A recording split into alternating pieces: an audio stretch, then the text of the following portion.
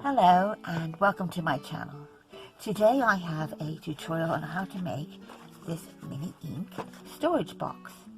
You've probably seen the metal tins that Ranger Tim Holtz puts out for these distress inks, but there are other mini inks on the market, and you see they each have their own little compartment and you can fit 12 in here. So I designed this for my distress ink collection, and I'd like to show you how you can do the same. Stick with me and I'll show you how. Start with these two pieces of cardstock. This is for the box and it measures 6.5 by 8.5 inches. And this piece is for the lid or the case, and it measures 6.5 by 10.25. So starting here with this piece, we're going to score it on the long side at 4.25, at 5.25, thus giving us a 1-inch spine, and 9.5, and then that leaves us this bit here for the lip or the closure portion of the wrapper. For the box, just going to score it at 1 inch on all 4 sides. To correct the measurements for the bottom, it should be 6.25 by 8.25, and then score it at 1 inch on all 4 sides.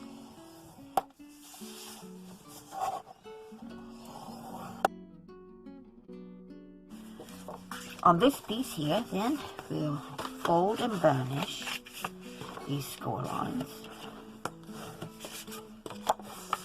So we have 1, 2, 3 score lines. This is that last bit.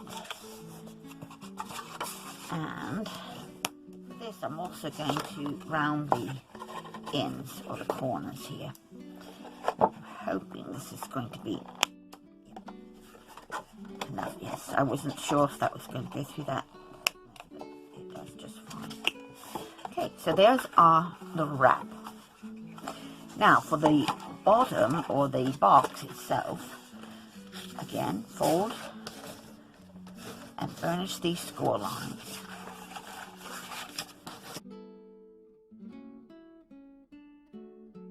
Next, we'll cut this the same as we would any other box, and I'm going to cut up these score lines, and I'm going to take a wedge off of here so that when it folds in, that will drop down and not protrude from the top. So we want it to go like that. And we'll do that same thing on the other 3 score lines.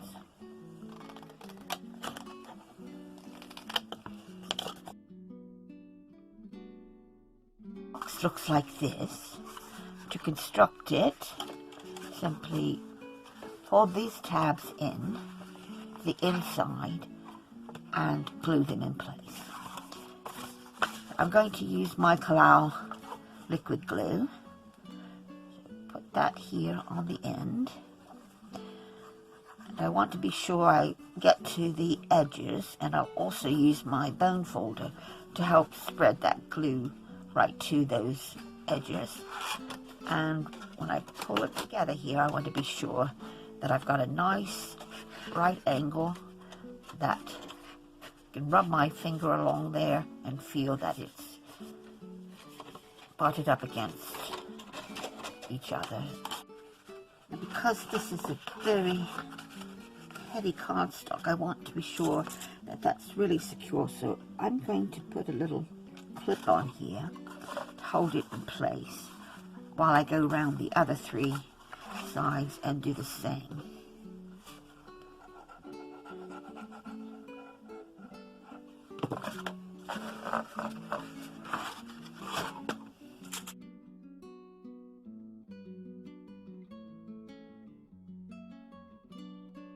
set that aside for a moment, give that a chance to dry, and I'm going to go ahead and make our acetate opening here on the top of this lid. So what I've got is I've actually made a template.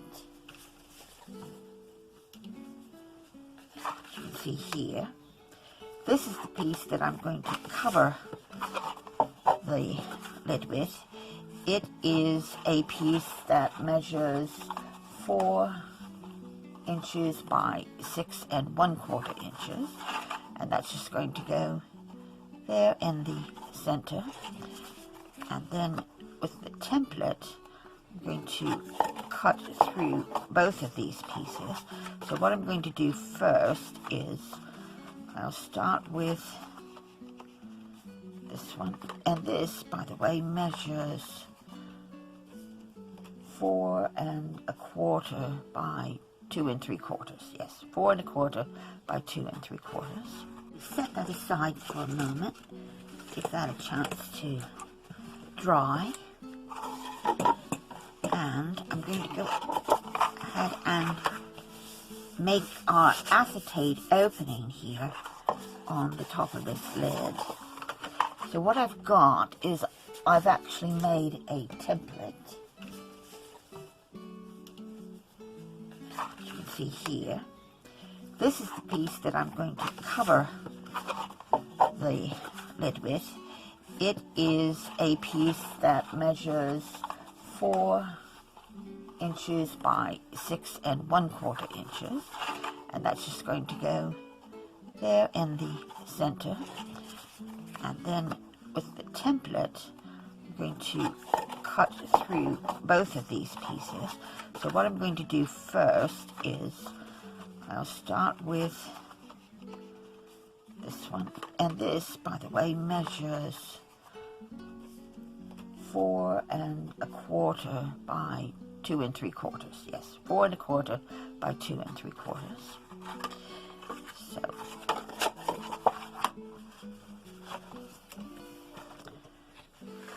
I'm going to glue this in place. Now you could do this with a die if you have a die you would like to use instead.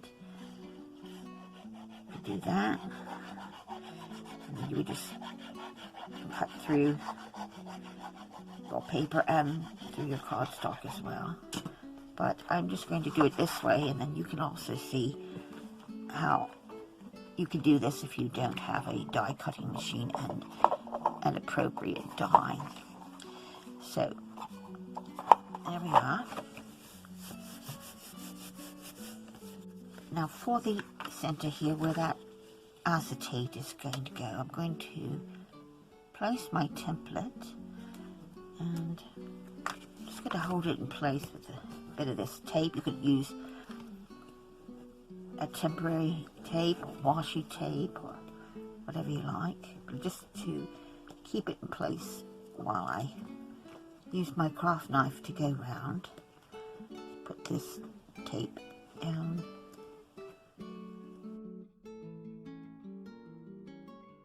I'm going to go around with the craft knife. Make sure that blade is secure.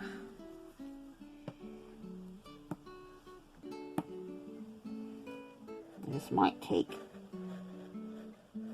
more than just the one cut. In fact, it usually will, especially since I'm going through both layers of this paper, which is also fairly thick.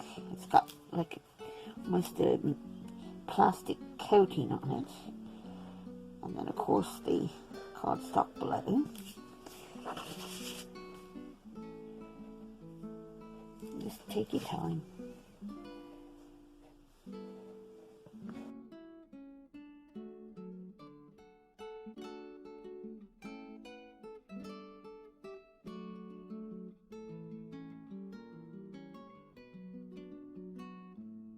There we have our opening, And then we still have this little piece here, which we could use for something else.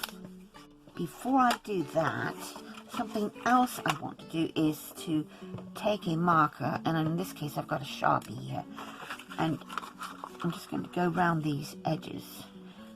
So you would cover up any imperfections, minimize them by just taking a marker or even an ink pad and going around these edges here.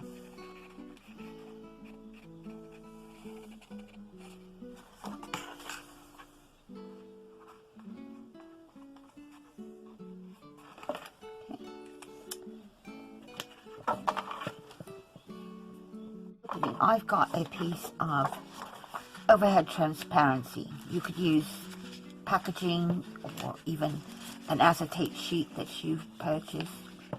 And in fact, if you don't want to have an opening, you don't have to have one. You could just have this as a solid piece. But I want to use this, and what I could do with this is actually use my template again, or I could actually just draw inside this opening, just trace around that, and then cut it a little bit larger, but that way I know I'm getting enough coverage. In fact, I think I will move it down a bit. Yes, I'm going to move it down a bit there.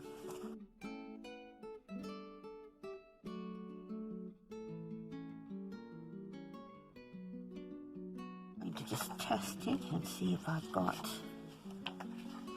all that covered, and I do. Could even trim a little more off of it, I think. Don't need quite that much. I'm going to just take a little slither off here.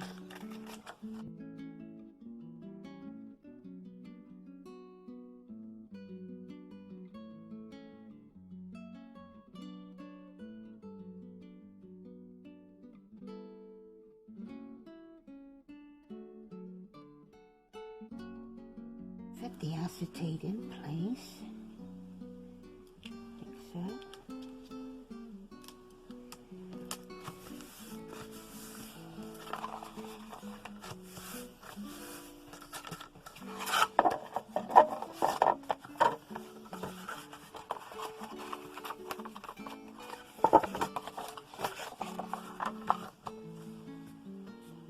To cover some of this, I've got these little strips of matching cardstock here.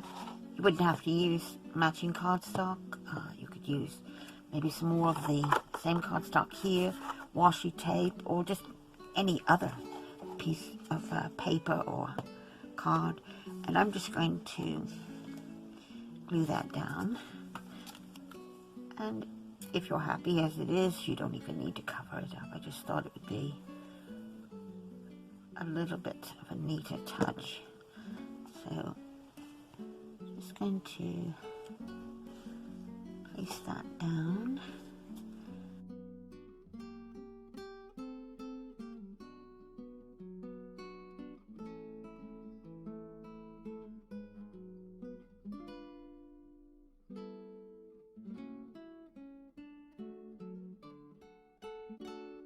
The lip here on the front, I've got this piece which measures 1/2 inch by 6 1/4. I'm also going to round the ends of it.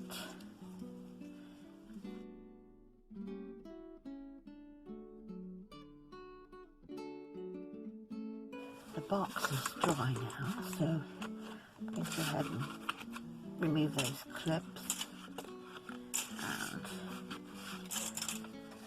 And I put this together, just going to go together like that. I'm going to make the inserts to hold the mini inks.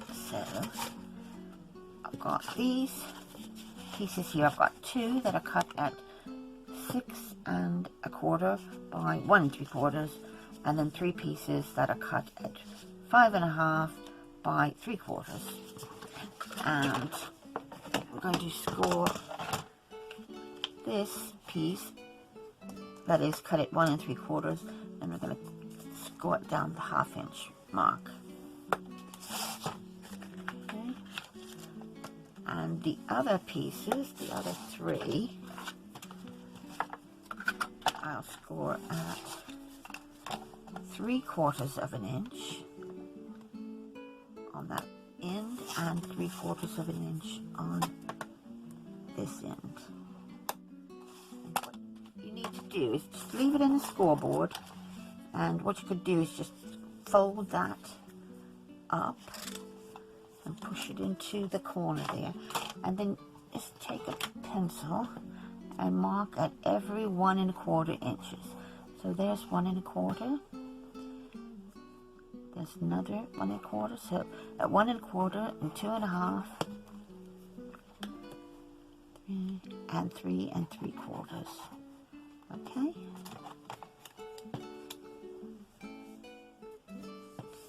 One, 2, 3. Yeah. And we can just bend that one back. So that just gives us an approximation as to where we want to place it. Because what we're going to do is take these pieces, right, and glue them down into position. Okay. Oops, wrong way. With the 1/2 inch side showing up. And burnish this like so.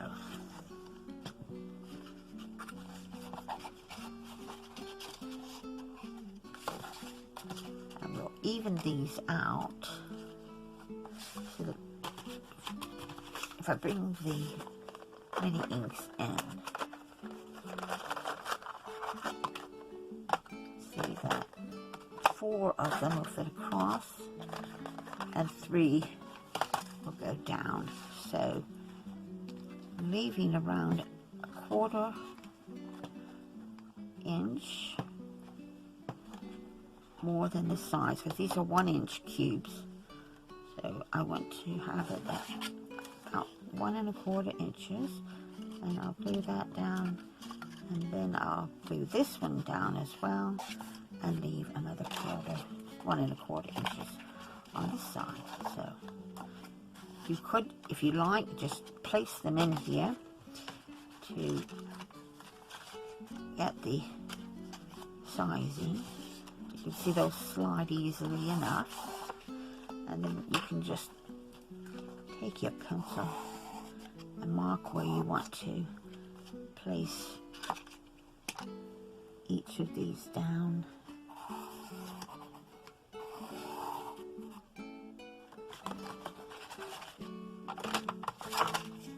Got the pencil marks here, and we can put glue onto the wider side here.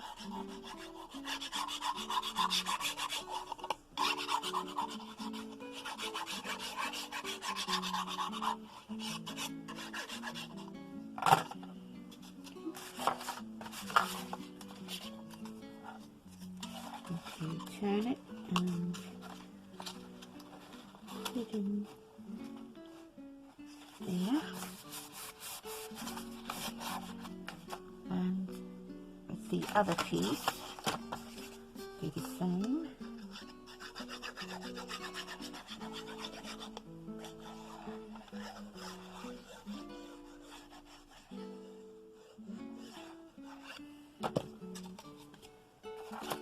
And this piece is going to go here. So these tabs, these 1/2 inch tabs, are going to face upward. I can just test that. There's plenty of room, and there is. Okay. So we've got those in there. So now we're going to take these pieces, and they are going to fit across. So what we want to do then is where those half-inch marks are. Actually, we only needed the 2 because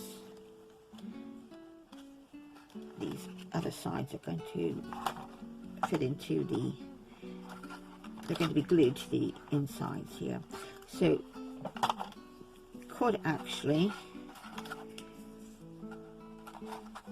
put it across and make your marks. That is going to glue there, so I want that to go here,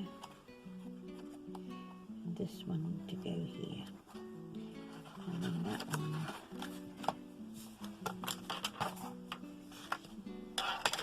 I'll cut down each of these about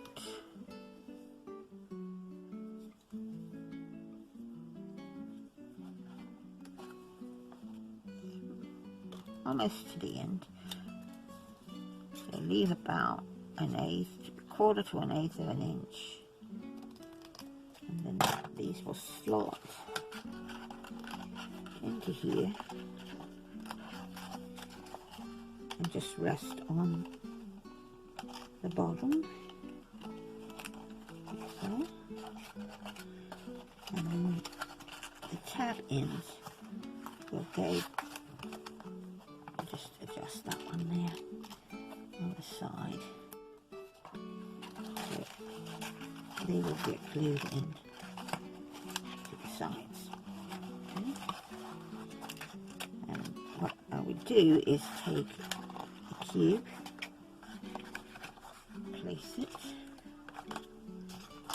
we want those to go. You can slide them before you actually put them in place. So what I'll do is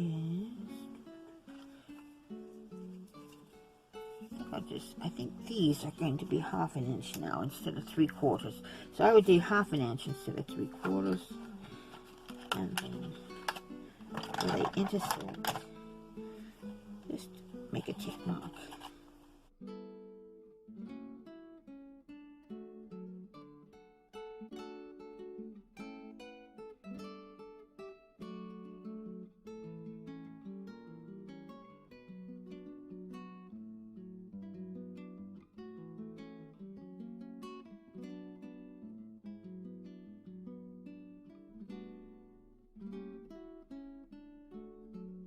Glue these tabs to the side. Just adjust them as I go along. If the tabs aren't long enough, they're too long, I've got time to do that.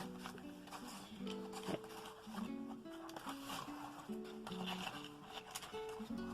using our ink cubes as a guide,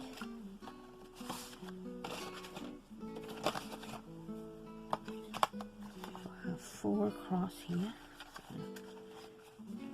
Get those into place. Could measure this out if you want. So it would be about 1 1/4 inches.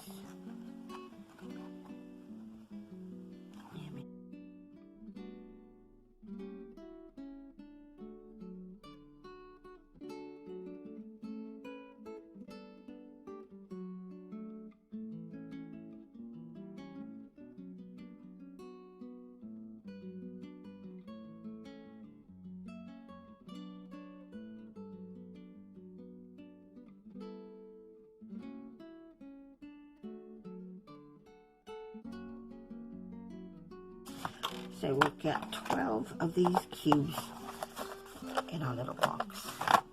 Okay, and as that dries, that glue is going to make that even stronger, and that is not going to really go anywhere.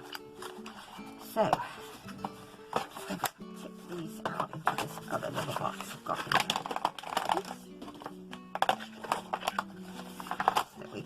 Going to glue the bottom down and bring over our top piece, and I'm going to secure it with some hook and loop.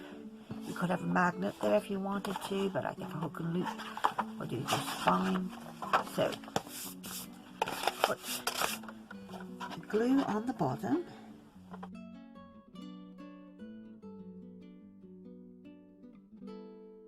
So going to put adhesive on this spine.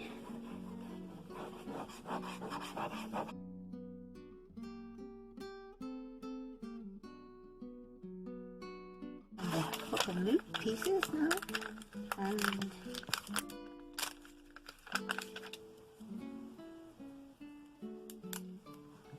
the easiest way to do these is just to put them together, stick one side down,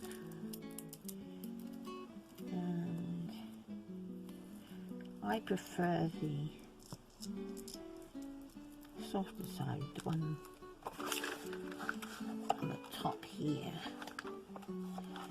and then I can simply fold it over and press it into place.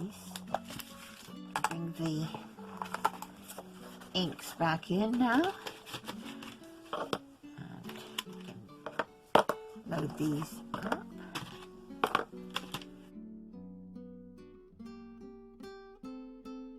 We have a little storage box for our cube inks. Other cube inks that are 1 by 1 would also fit in here, or you could just, adjust your sizes if they're a little bit wider or taller. But there we are. You can make it uniquely your own. Show you my original that I made, must have been at least 2 years ago, and you'll see on this one it's the same size, and I just put some craft tape inside, and for the division for the inks I used some bamboo skewers and just glued those into place. So you could do something like that as well, and they also work very well. So if I take these out, you see that they fit into here and don't really slide about, so you can easily reach in and pull your inks out. So if you've got several of these and you need to make 2 or 3 boxes, having this little acetate opening here or window makes it easier to identify some of your colors so instantly. So you might have a whole box of browns and a whole box of greens and pinks and reds, whatever. So, and that is it for the mini ink storage box. Thank you so much for coming today. I hope you enjoyed this video tutorial on how to make the mini ink storage box, and I hope you'll come back for more videos in the future. To be sure that you don't miss out, please subscribe, hit the notification bell, and leave a comment. Thank you so much. Take care, stay safe, and crafty hugs.